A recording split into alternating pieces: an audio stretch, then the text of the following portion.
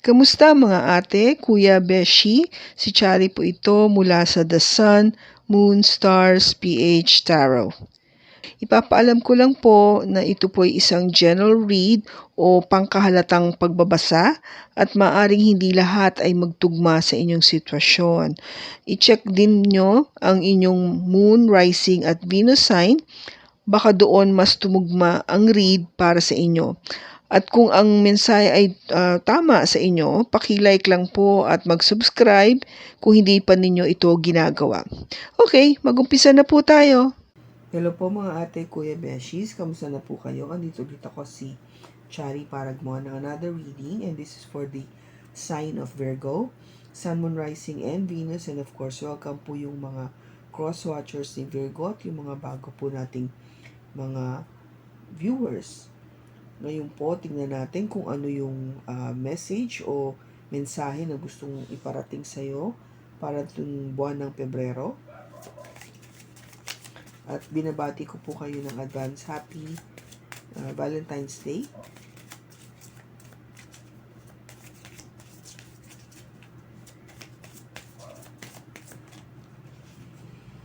We have time apart, manifesting the one, reaching out. Okay, Virgo. So,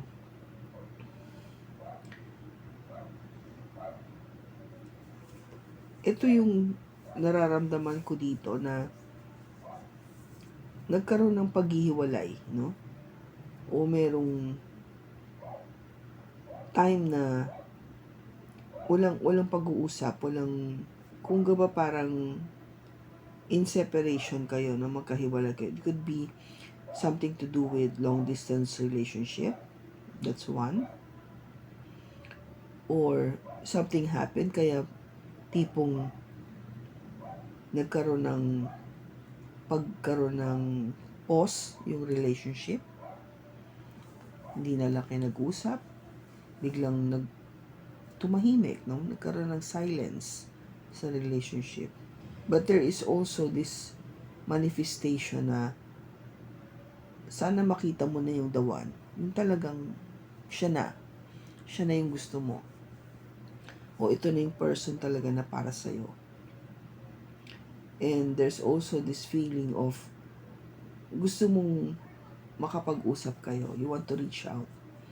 Kasi kung nagkahiwalay nga kayo before, then parang ito yung panahon na you wanted to be given that opportunity or yung chance, yung pagkakataon na makapag-usap kayo muli. Kaya andun yung kagustuhan na makontak mo yung person na yon, na magkaroon kayo ng pagkakataon na makapag-usap, magkita at makapag-usap. Kung hindi man magkita physically, but at least through social media, magkaroon kayo ng contact. Okay? Something like that.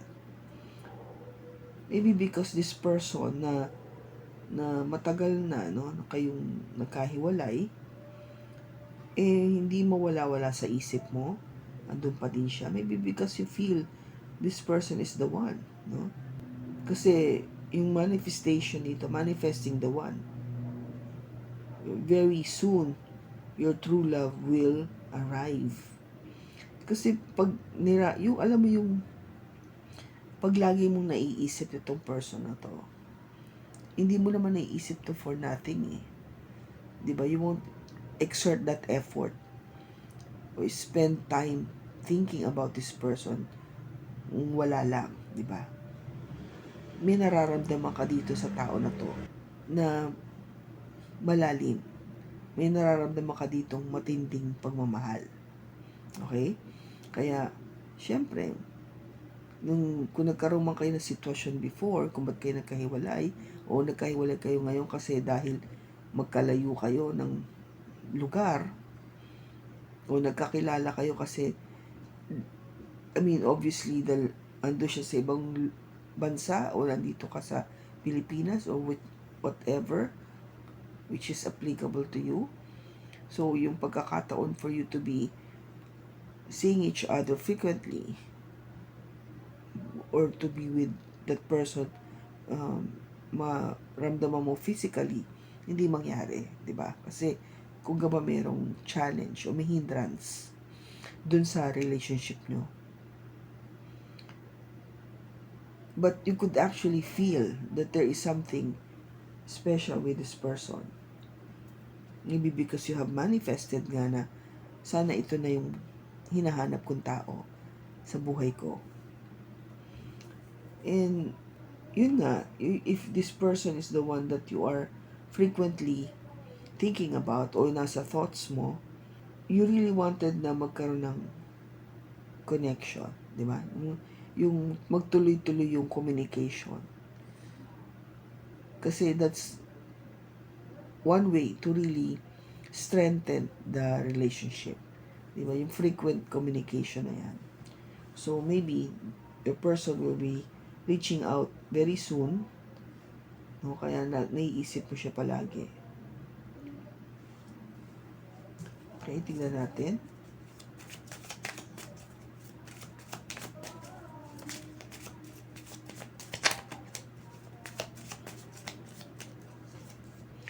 We have the Strength.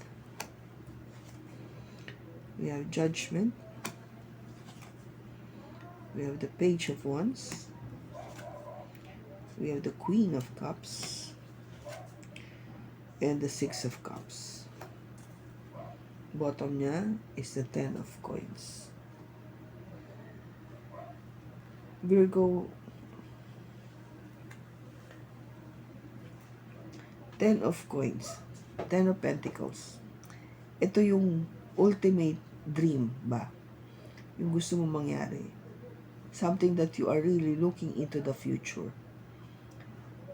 Kasi ito yung being married, having children, you know, having your house, your car, your money, talagang buo, no? Buo yung pamilya, mabubuo mo yung pamilya na gusto mo. Your dream family na ma-achieve mo sa future. Na alam mo namang achievable, na kayang-kayang mangyari, pwedeng mangyari, hindi siya imposible. No? As long as you were able to find the right one. Pag nakita mo na yung the one, definitely ito na yung mangyayari. Kasi you'll make sure that you work on it, no? Pagtatrabahuhan mo talagang matupad ito. And ang ayaw mo kasi mangyari is with the Ten of Wands, yung opposite nito, no? Is of course maging burden. Hindi siya maging burden sa'yo. Ayaw mo maging burden yung relationship. That's why, sabi ko nga, di ba, pagtatrabahuhan nyo yan mabuti. You make sure that this works, no, with the person you're thinking about. Kasi nga, alam mong siya na eh, di ba? Kaya, matutupad ito. Hindi ka papasok sa isang relationship, Virgo, na hindi ka sure. I think that's one thing na very clear. You'll make sure that this person is the one bago ka pumasok sa married life. Kasi nga, ayaw mo ng burden. You don't want to make any mistakes as much as possible. With the Page of Swords, of course, ito yung truth, no? Totoo naman eh. Yun yung katotohanan. Ayaw mo maging pabigat yung relationship o magkamali. Gusto mo ito, maligaya, masagana, tama. Diba? Now, yung nakaraan natin, this is the Strength card. You might be dealing with a Leo. Kailangan mo talaga ng ng lakas ng loob. You need courage, yung confidence, na alam mong matutupad to, na mangyayari to, na makikita mo rin yung dawan. Hindi naman imposible kasi yun eh. You just need to be patient about it and really pray na dumating na siya sa buhay mo.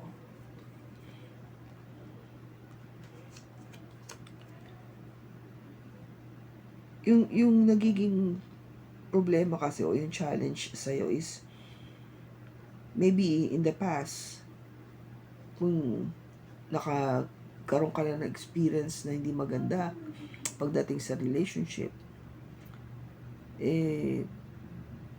kung ba parang andun na yung pakiramdam mo na ayaw mo nang magmadali, ayaw mo nang, in other words, natuto ka you've learned. If you will be given this second chance to love again, this time, you'll be much wiser. You know exactly what to do. Kasi kung ba natutunan mo na siya doon sa previous relationship, yung mga mistakes natin. Kasi, sabi ko nga, hindi nawawala yung relationship na yan.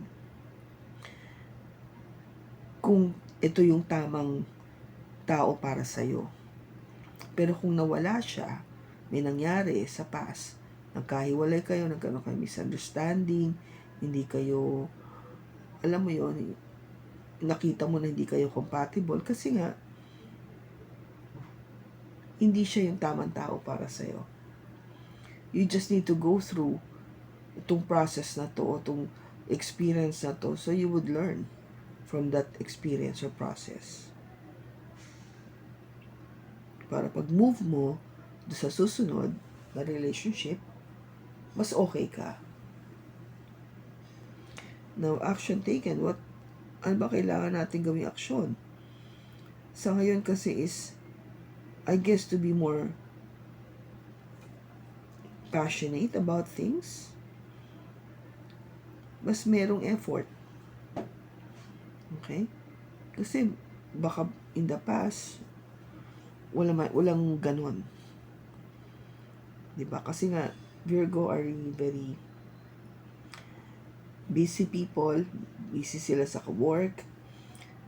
Maraming iniintindi. At hindi basta-basta nagpapakita ng emotion. You know, you tend to be controlling of your thoughts, of your feelings doon sa tao na yon. Kaya, hindi mo agad ito pinapakita. Maybe this time, what you need is a little bit more than that, no? Pakita mo naman yung, if you like the person, then huwag kang mag-hesitate na hindi ipakita. In other words, let that person know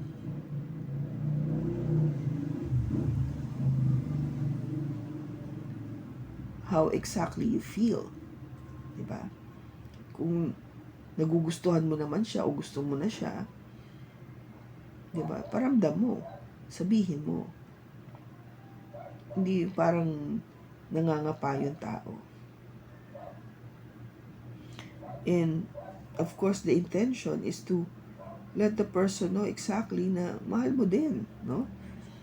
May feelings ka din sa kanya, mahal, reciprocated ba? Yung sinasabi niya sa'yo na mahal ka niya, mahal mo din siya. Huwag ka ba be honest with this feeling, with this love?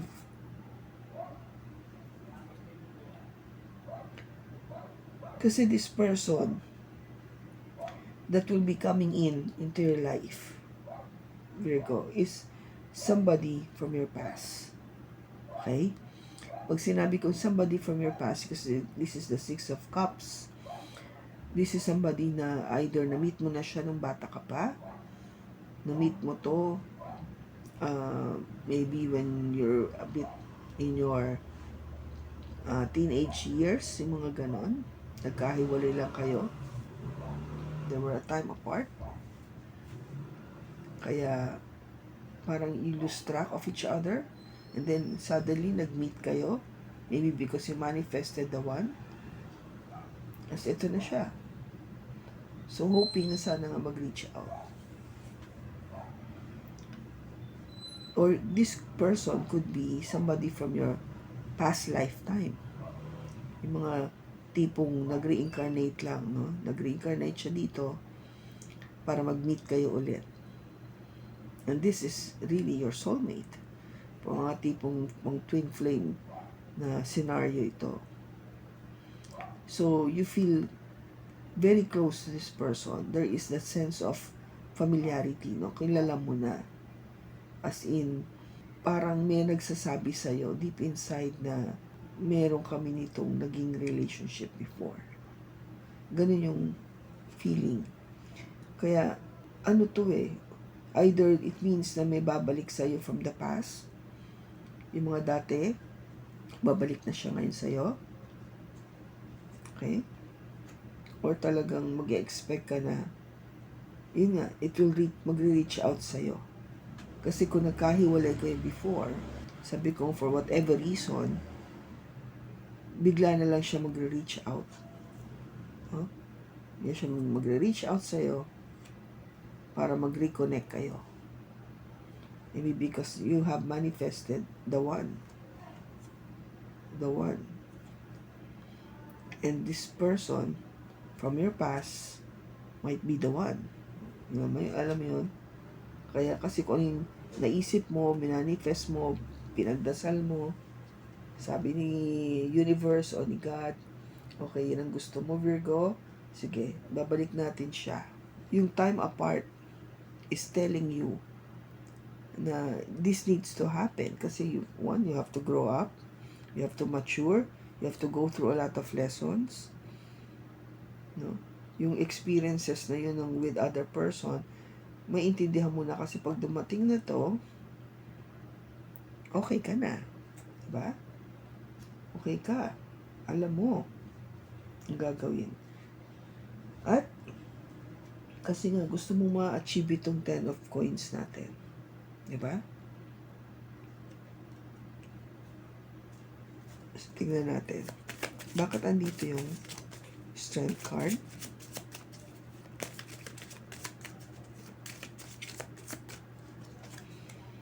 We have the 10 of swords. We have the 10 of swords. The 9 of cups. The 5 of cups.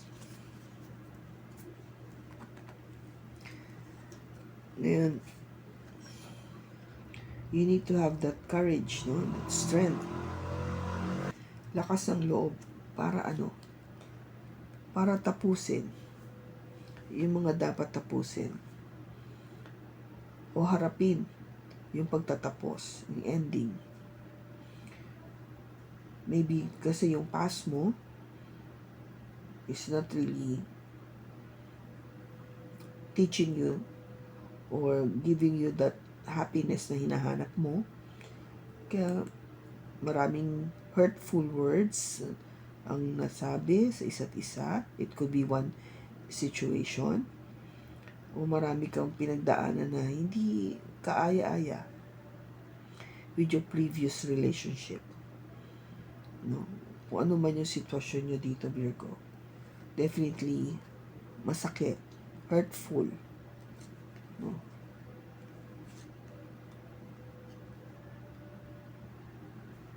And I think, winish mo talaga na sana matapos na tong mga relationship na ganito.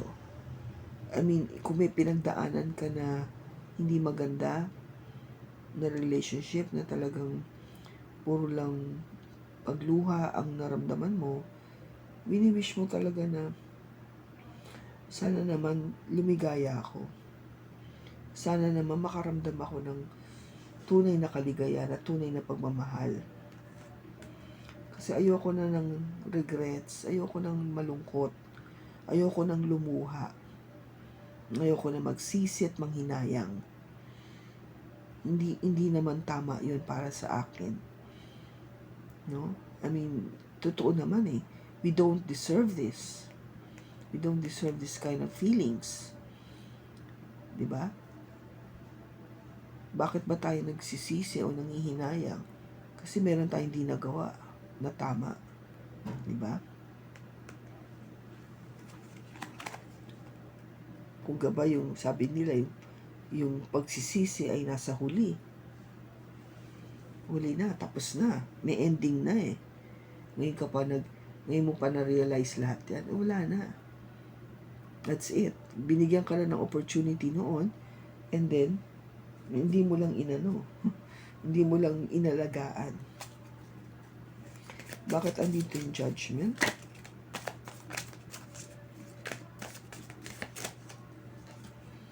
We have the King of Coins, the Eight of Wands, and the Star.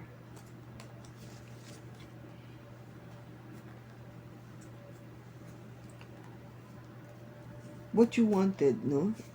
If you'll be given that second chance, is again to be very stable. To be just like this energy, the King of Coins. You, no? Basically, this is an earth sign, which is you. Stable, secure, practical, determined, loyal, hardworking. Yun ang hinahanap mo, no? Gusto mo ganun.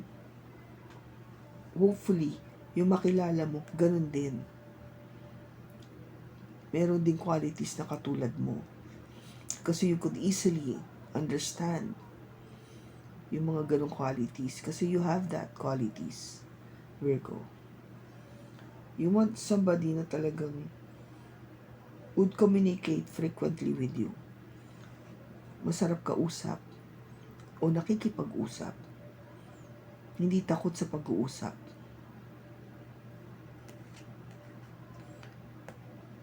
And with the Star, this is a dream, no? Isang pangarap na gustong matupad. You want this fulfillment to happen. Somebody na very stable and somebody that you can relate on. Makaka-relate ka sa kanya. And vice versa. Kasi you want somebody na talagang masarap kausap. Marami kang matututunan. O may makukuha kang knowledge dito sa person na to. That's why you want somebody na talagang yung ka-level ba ng thinking mo. Ganon. Yun yung isa sa mga hino-hope mo o pinagdarasal mo na matupad. Na makita mo sana yung ganong klaseng tao. Bakit andito yung Page of Wands? We have the King of Swords, the Page of Swords, and Justice.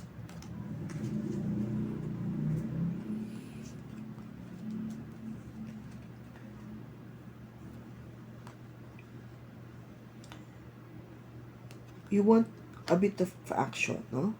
Action naman. Pakita mo, paramdam mo. At yung pagpaparamdam na yan is maybe be more open about things, no? Communicate nga, sabi ko. Yung talagang may communication.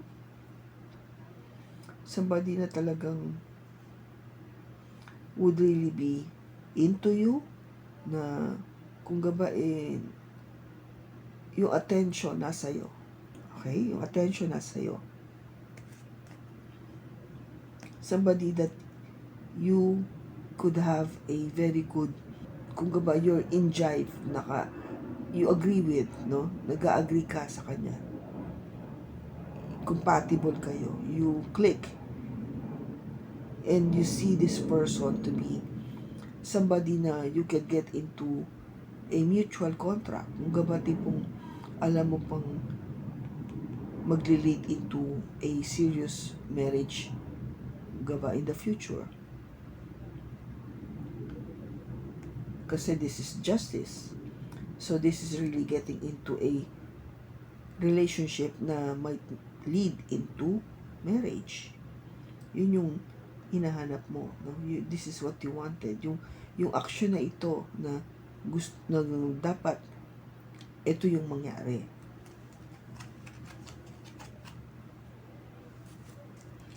Ba't dito yung Queen of Cups?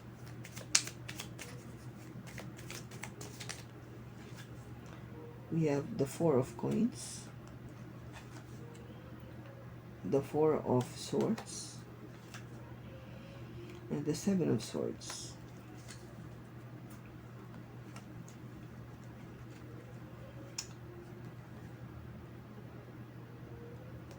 Sabi ko dito, because, di ba, you need to show love. Kung love mo, sabihin mo din.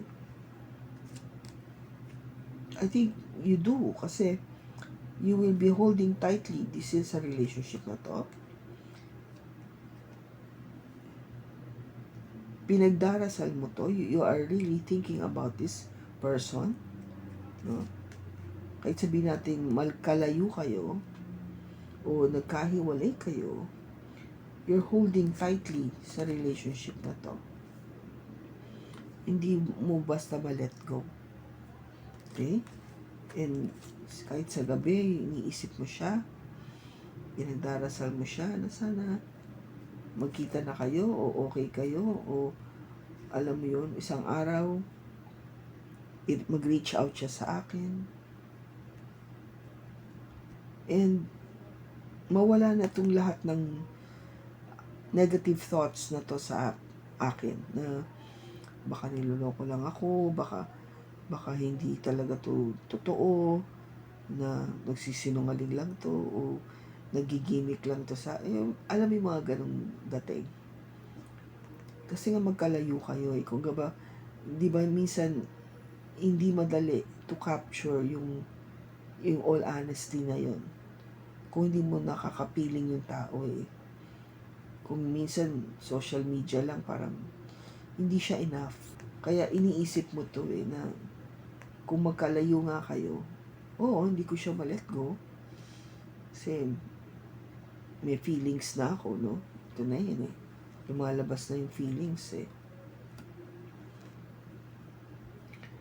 Kaya iniisip ko, totoo ba kaya ito? Honest ba talaga siya sa akin, na may gusto talaga siya sa akin? Seryoso kaya to sa akin? Ano kaya mangyayari sa aming dalawa? No? Maraming nagpi-play sa utak. Sometimes it's more of the negative, kasi nga dahil sa pagkakataon na magkalayo kayo o magkahiwalay kayo, no, hindi mo nakikita, hindi mo nahawakan physically. Kaya yung doubt ba mas malakas. Bakit andito yung Six of Cups? Bakit andito yung Six of Cups? We have the Tower, the High Priestess, and the Seven of Coins. This person from your past, no? Itong tao na to, matagal mo nang nakilala, o noon, nung kabataan mo, o nung past lifetime mo, unexpectedly, hindi mo inaasahan. I think yung unexpected na may mangyayari, I think nag-reach out nga no? Take it as it resonates, Virgo. This person will reach out unexpectedly. Hindi talaga nagulat ka, na-shock ka. Wow, may natanggap akong message galing kay all these years, no? Naisip niya ako. O parang out of the blue, bigla siya nag-send ng message ulit. Bakit kaya? Or makakatanggap ako ng message na something that would make me very happy, na magkikita na ba talaga kami? Mga ganon. Hindi mo inaasahan. And with the High Priestess, tahimik ka lang no? Tahimik ka lang. You are very quiet when it comes to this, na parang, kasi nga tinitignan mo kung ano yung next na mangyayari. Ito yung tipong wait and see. Kasi, for you, kahit papano, nag-invest ka na rito sa relationship na to. Nagbigay ka na ng panahon, damdamin, diba? kung ba parang, sige, tignan natin kung anong patutunguhan. Let us see. Let me use my intuition on this. Kung saan tayo patungo. Something na hindi ko talaga na-expect na mangyayari. And it's not bad. Hindi siya masama. I'm telling you, Virgo, kasi kasunod niya yung High Priestess. This is an energy coming from a Pisces. Out of the blue, biglang may magko-contact. Take it as it resonates, okay? Kasi matagal na hindi nakikita, matagal na hindi nag-uusap, o matagal na kayo nag-invest dito sa relationship na to. Maybe what you'll be talking about is something na would mean yung future, di ba?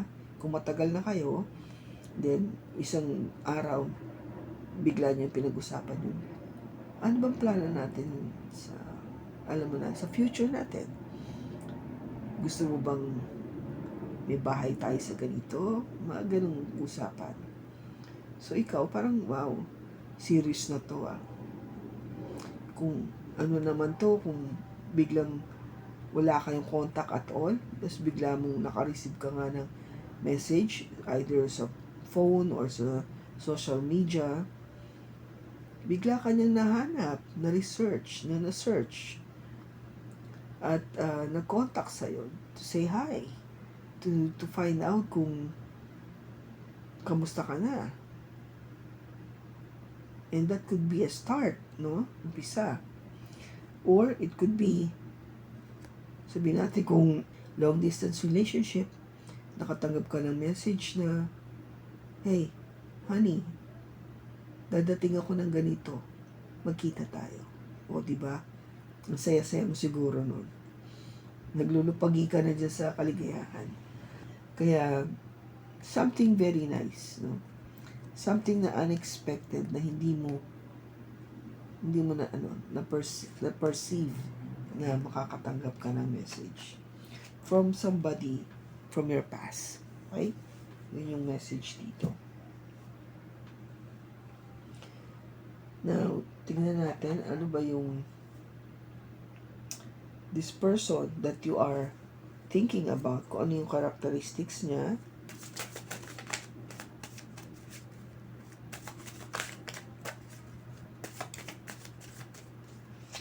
We have maputi,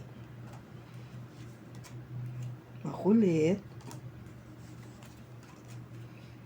galante. Wow, okay yan An air sign, maybe meron siya nito sa kanyang chart, o kaya air sign siya, Gemini, Libra, or Aquarius.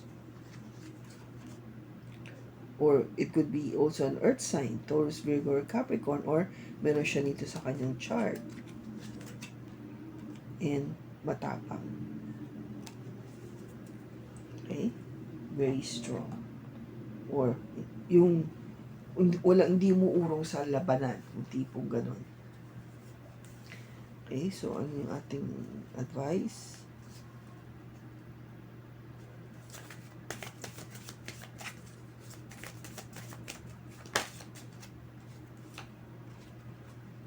May nag-flip na dalawa.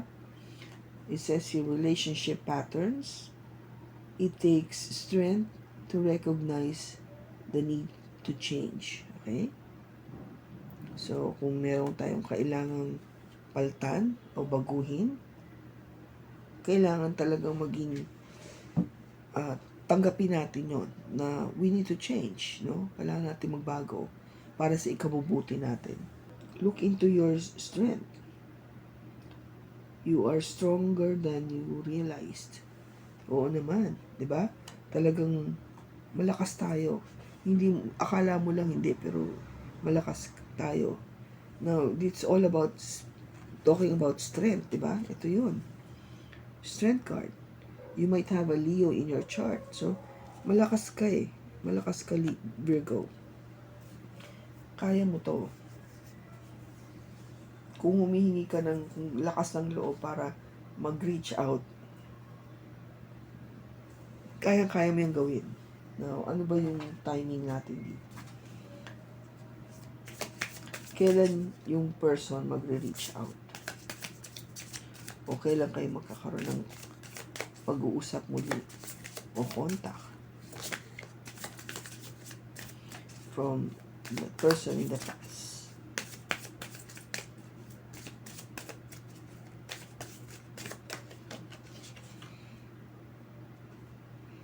Wow, sooner than you expect. O, di ba?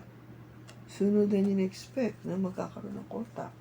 Kaya nga biglaan di ba? Sabi ko sa inyo, may tower moment sooner than you expect. Bakit? Kasi nga andito yung to. Biglaan. Diba? I told you biglaan. Biglaan siya talagang mangyayari o magko-contact. Magre-reach out. Kaya handa ka lang. Okay? Be prepared. O kung ikaw ang gagawa nito sa person mo, prepare yourself. Okay? Mangyayari to sa panahon na talagang okay, biglaan mong gagawin. Naisip mo na ito na yung oras gagawin ko na. Okay? Take it as it resonates, Virgo. So, I hope na nakatulong ito sa iyo. Maraming salamat sa pagsama mo sa akin sa pagbasa na ito. Sa susunod po muli, ingat ka and God bless.